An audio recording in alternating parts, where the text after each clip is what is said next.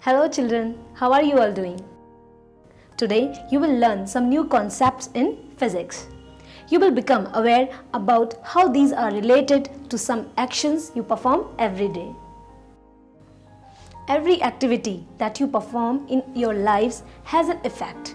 That is what you will learn in force. Force is when you apply a push or a pull on an object.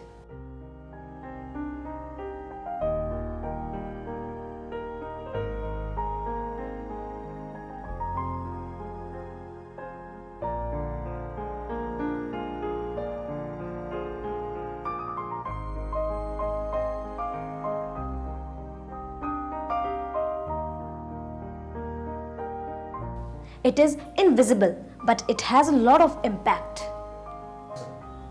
You will learn about rest and motion.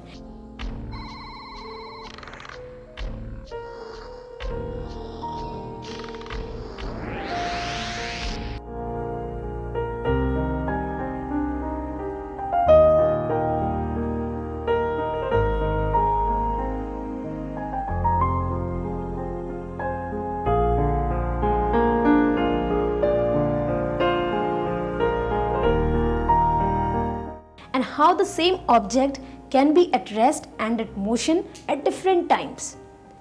More simply put, an object is at rest when it is stationary with respect to time and with respect to its surroundings.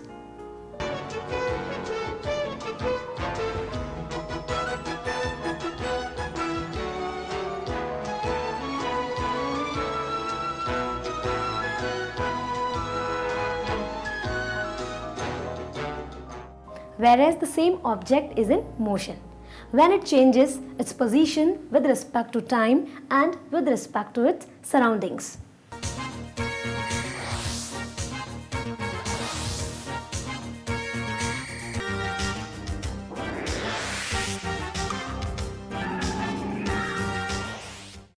Think of yourself when you are resting and when you are moving.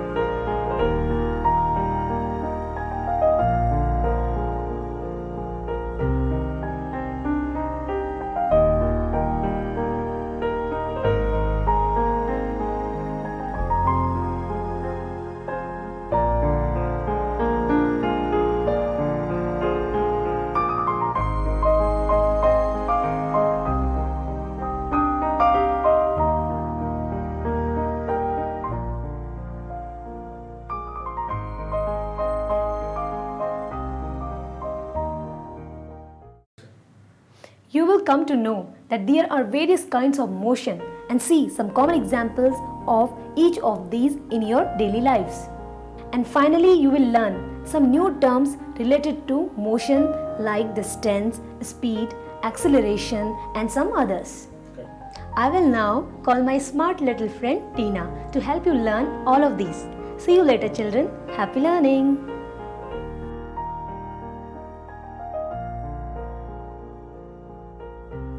Hi friends, I'm just back from my karate practice. My instructor keeps telling us to use more force in our moves. So what is force and how will it help me in karate? As you all know, we either pull or push something to move it from one place to another. Do you know what we do? We apply force on that object. When we pull open a door or when we push to close it, we apply force on the door. The direction in which an object is pulled or pushed is called the direction of force. Force cannot be seen, but it can be felt when it is applied to different objects. Force can produce some effects. We will use the game of football to understand these. Think of a footballer kicking the ball. Here, we observe a force moving a stationary object. This is the first effect of force. Now think of how a footballer from the opposing team stops the ball. So, we can say that a force can stop a moving object. This is the second effect of force. If you look carefully, the shape of the football changes when it is kicked. Most of you have seen your mother kneading dough. It keeps changing its shape as your mother applies force to it. So, we observe that a force can also change the shape or size of the object. That is the third effect of force. Have you noticed how the players change the direction of the ball when they kick it? That means a force can change the direction of the object. This is the fourth effect of force.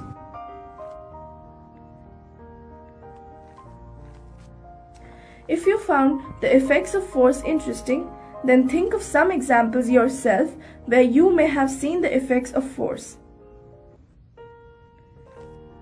Discuss them with your teachers to find out whether they were right.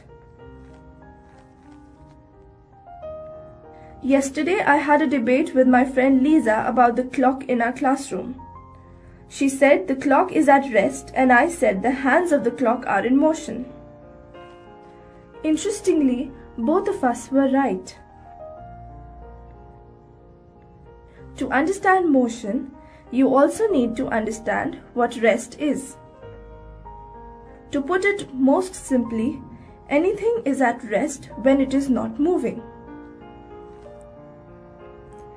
Think of your school bus when it is parked in the stand. It does not move. Similarly, all the furniture in your classroom is at rest. It does not move till you move it around. An object is said to be in rest if it does not change its position with time and with respect to its surroundings. We are at rest when we are asleep. Think of some examples yourself of objects which are at rest. Remember, you find them around you all the time. Now let's see what motion is. Think of some moving objects like a moving school bus, a flying bird, a rolling ball. An object is said to be in motion if it changes its position with time with respect to its surroundings. Think about these. The hands of a clock always move, even though the clock does not. The earth rotates and revolves around the sun. A train travels from one station to the next station. So friends, now you know what motion is? Let us learn some more about rest and motion. Rest and motion are relative terms. Take the example of a stationary bus and the same bus moving. We can say that an object may be at rest in one situation, but in another situation, the same object may be in motion. We will now learn about some terms related to motion. I'll first tell you about distance. Have you ever been asked, what is the distance of your school from your home? Distance is the actual length of the path covered by an object, irrespective of the direction. The interesting thing here is that distance is length of path irrespective of the direction. I'll explain this with another example. Let us assume your school bus starts from point A. It first goes to point B, then to point C, and finally to point D. So, the total distance travelled by the bus is equal to AB plus BC plus CD. If the bus started from point D, went to point C, then went to point B, and finally went to point A, then the distance would be equal to DC plus CB plus BA. Did you notice, even when the direction in which the bus travelled changes, the distance remained the same? AB plus BC plus CD is equal to DC plus CB plus BA. Look at the same figure and say what is the shortest way to reach between point A and D. Some of you may have guessed it right. This brings us to displacement. Displacement is the shortest distance between the initial and the final positions of a moving object. From our earlier example of the school bus, the displacement is AD. Do you know the distance travelled by an object in a given time is always greater than the displacement? You can see it in the bus example. Distance is equal to the length of the path covered. In this example, it is AB plus BC plus CD. Displacement is the shortest part between the initial and the final positions of a moving object. In this example, it is AD.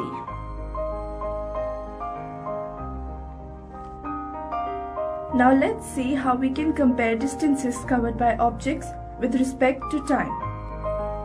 We do this by checking the speed of the objects.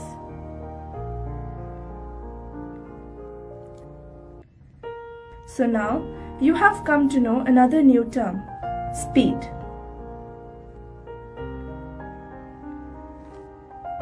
Let us understand what speed is using our school bus as an example. You remember how the bus travelled from A to D? The distance covered was AB plus BC plus CD. Let us say the distance is 12 kilometers. The bus takes 1 hour to cover this distance. The speed of the bus is equal to the distance it travels divided by the time it takes to cover this distance. So, the speed of bus is equal to 12 kilometers divided by 1 hour. Remember, the speed is distance per unit time taken. It is the distance covered by the object in 1 second, 1 minute, 1 hour, etc. The bus covers 12 kilometers in 1 hour. So the speed of the bus is equal to 12 kilometers per hour.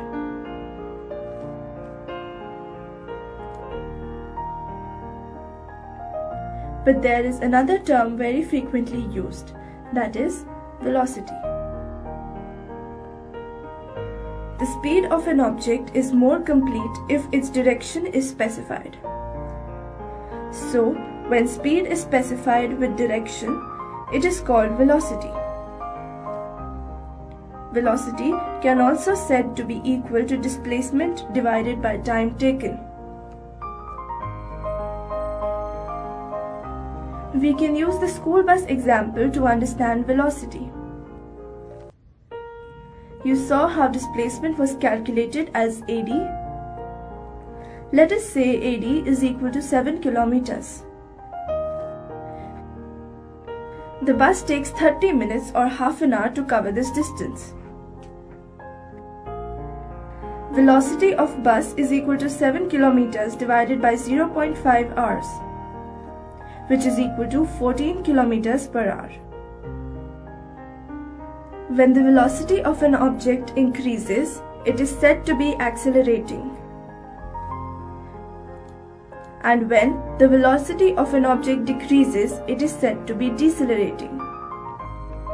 Acceleration equals to change in velocity divided by time taken.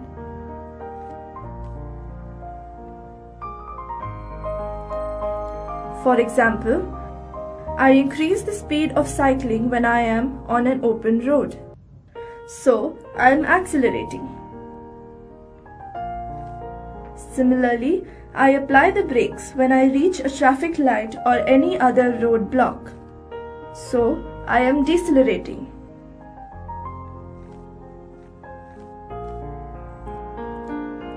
There are many kinds of motion. When an object moves along a straight line, its motion is called translatory motion. As an example, we will again take the school bus. Let's say it went from point A to point D.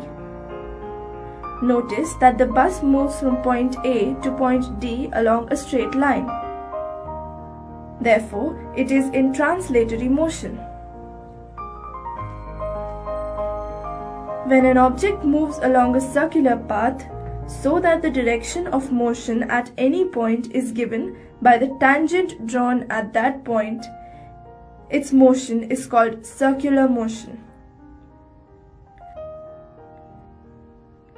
If the school bus moves in a circular path, it would be in circulatory motion.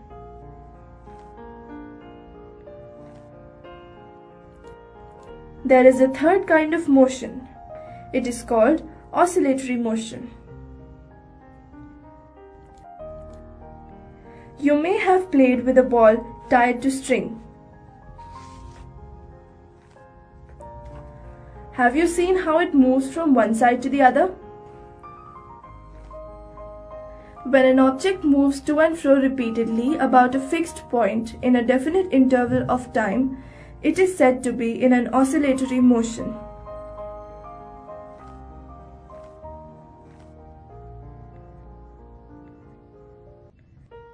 My dear friends, I had a lot of fun talking about force and motion with you. Hope you enjoyed the learning as well. My classes will start now, so I have to go. Bye. Thank you, Tina.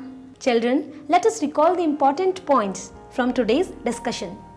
The first thing you learnt today was what is force.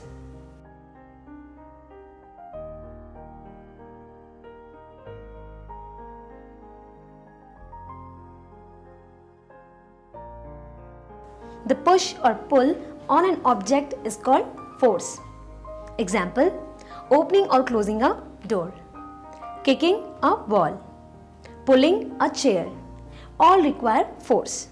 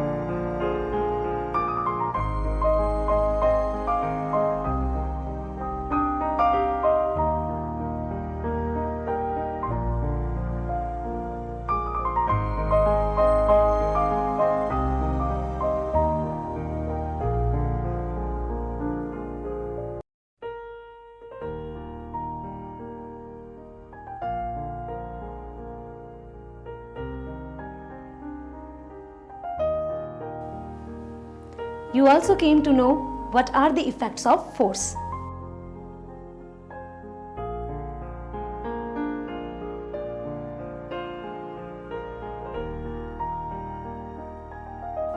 A force can move a stationary object.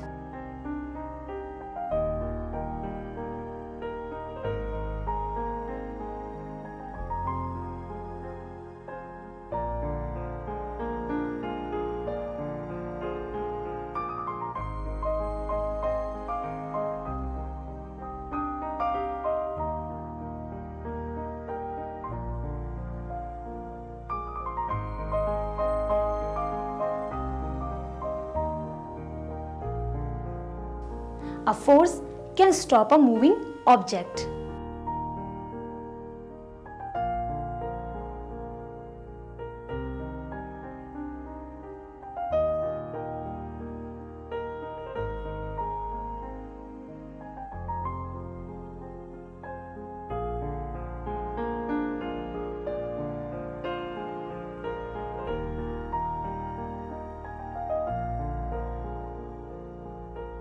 A force can change the shape and size of the object.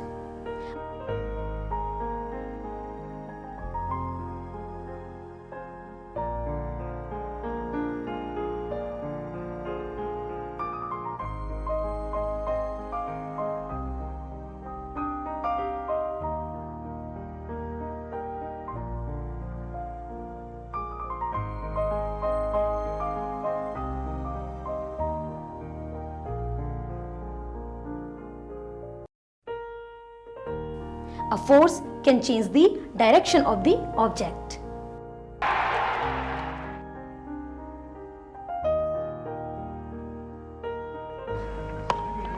Fine shot.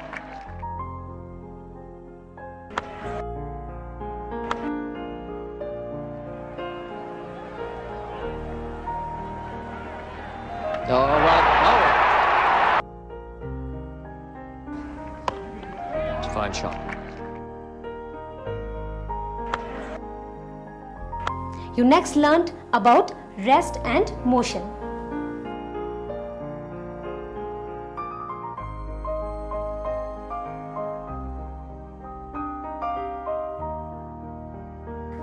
An object is said to be in rest if it does not changes the position with time and with respect to surroundings. Example, plants.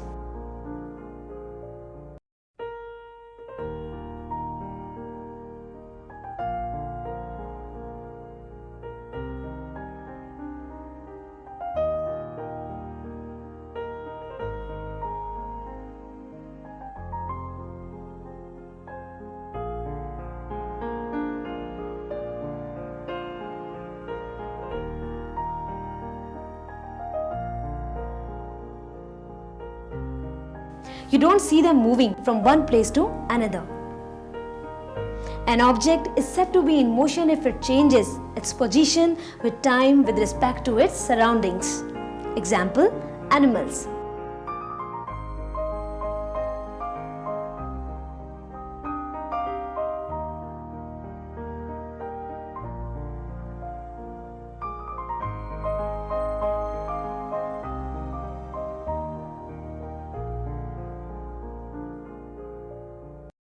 You often see them moving. They may be grazing around, walking, running, or playing. After this, you learned various terms connected to motion. You came to know distance. This is the actual length of the path covered by an object, irrespective of the direction. Displacement. This is the shortest distance between the initial and final position of a moving object. Speed. This is the distance traveled by an object irrespective of the direction in unit time. Velocity. This is the displacement of an object in unit time. Acceleration. This is the change in velocity in unit time. You finally came to know about the kinds of motion. Motion is translatory when an object moves along a straight line.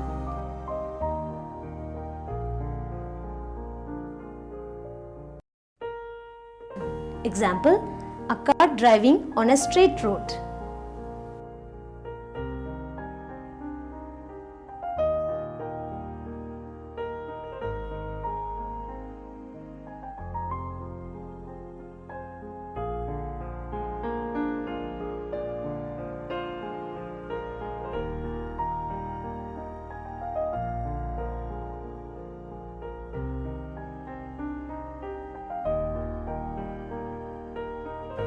Motion is circulatory when an object moves along a circular path, so that the direction of motion at any point is given by the tangent drawn at that point. Example, a car driving in a circle.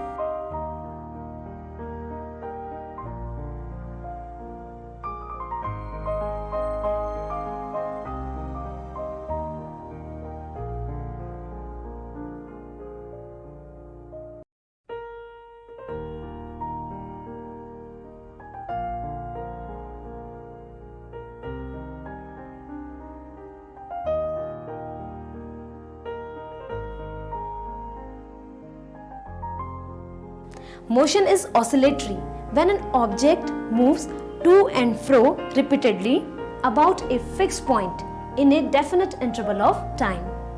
Example, a pendulum.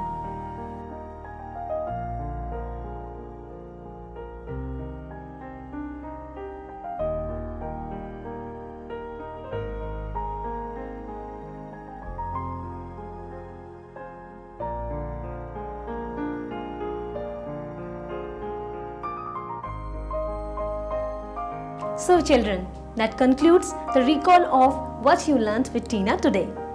Try discovering examples of these around you and do ask any questions that you have to your teacher. Bye bye.